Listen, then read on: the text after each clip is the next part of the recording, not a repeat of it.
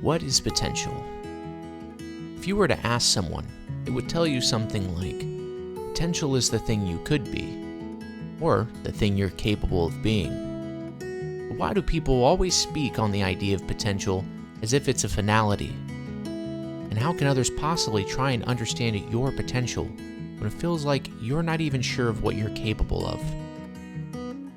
What if I told you that the idea of potential has way more to do with the journey than it does your destination? What if potential was a guide that helped you get from where you are to where you wanted to be? Picture this. You're a small child. You begin your life with a dark veil draped over your head. Not so dark that you can't see anything, just dark enough to where things are difficult to see. Now imagine you're forced to navigate your surroundings with this compromised view. You would likely stumble your way through most of your days. You'd mosey the wrong direction, run into people, may even wander into very dangerous situations. It could be a terrifying thought. Then imagine that one day through your stumbling in darkness, you find a bright light. Light would be the easiest thing to see through the veil.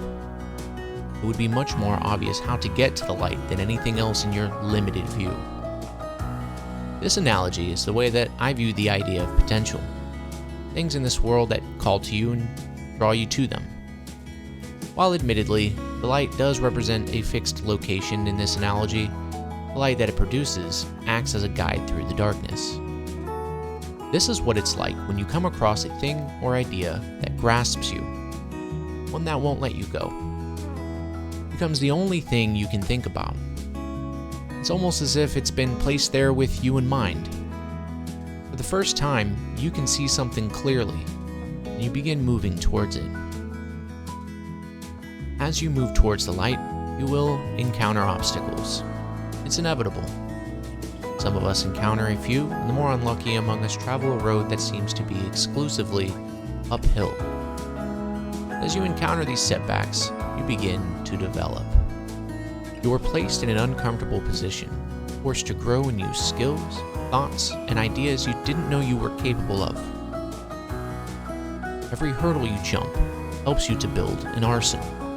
The skills and eventual experience, problems similar to those you've encountered before become easier and easier. This is, however, not the end of the story.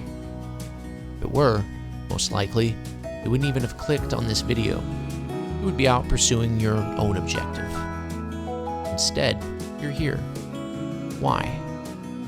Does the thing that grasps you not grip you tight enough?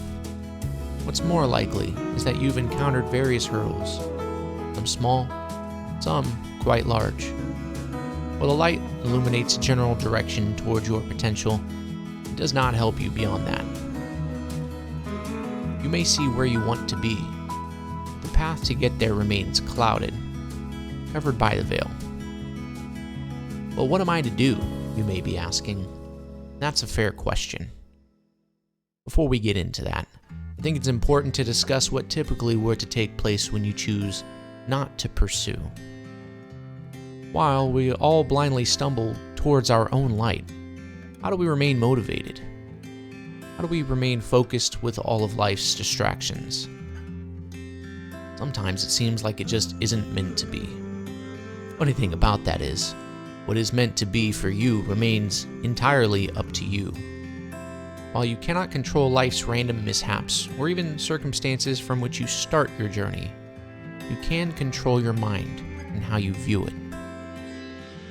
The human mind is a tricky thing. When you're actively doing and achieving things that are important to you, find yourself on top of the world. What's funny about the brain is it only has two speeds. It can be the tool that helps you move forward and propel you up towards achievement and joy.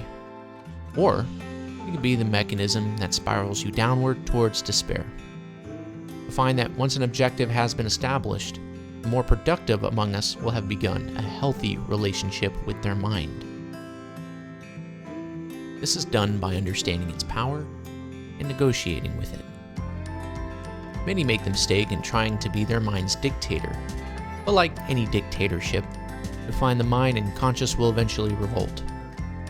This is never a good long-term strategy. You must be willing to give a little to gain some back. A compromise will be made clear in your negotiation with your mind. The tool most commonly used is a schedule. Your leverage in this negotiation is your ability to format the schedule how you would like it. Understand that you can plan a reward for yourself in the form of downtime, however that may look for you. The reward for your mind is planning and actively executing actions that move you closer towards your potential.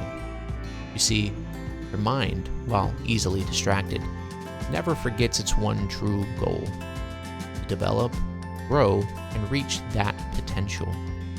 Any momentum built towards that objective will help to satisfy it. You'll notice when it is not satisfied with where you are, it always speaks up. You've seen it too often. For some, it's a small rut. You have a tough day, say something rude to a close friend, but apologize, bounce back, and continue down the path. For others, it seems those ruts just never seem to end. What's worse is, as bad as they get, they never seem to discriminate.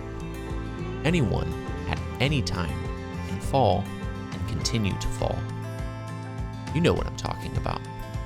See it in the form of the acquaintance whose lifestyle you can't possibly fathom. See it in the kid sitting in the school cafeteria by themselves. Mind is built on momentum, and when you begin to spiral downward, it can become very difficult to pump the brakes and collect yourself. One of the reasons why you see people who seemingly have been spiraling their whole life. That light we had seen through the veil becomes dimmer and dimmer. As we lose motivation, we lose sight of what we had deemed important. You're probably feeling down by just allowing this idea to sink in. While it's true this concept can be devastating to consider when you're down, the good news is that momentum is equally powerful when you're trending upwards. Allow this to motivate you to harness the power and understand your mind is capable of being your biggest ally on the journey towards your light. Journey towards potential is a lifelong one. It will be filled with high highs and steep lows. Look to conquer each setback as they've been presented to you. Come out on the other side much more capable than you went in. Through your lifetime, you will experience these small successes so many times that you will have grown exponentially from when you started. That is the journey towards your potential. Gradual improvement. With these inevitable setbacks, it seems the light wasn't the only thing placed there just for you.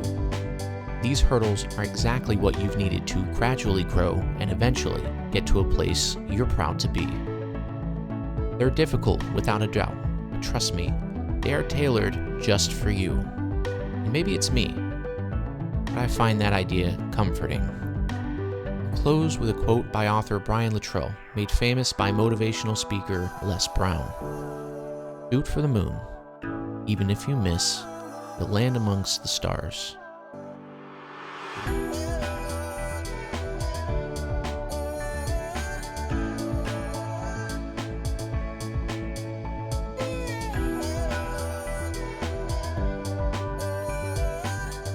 If you've made it this far, thanks for watching.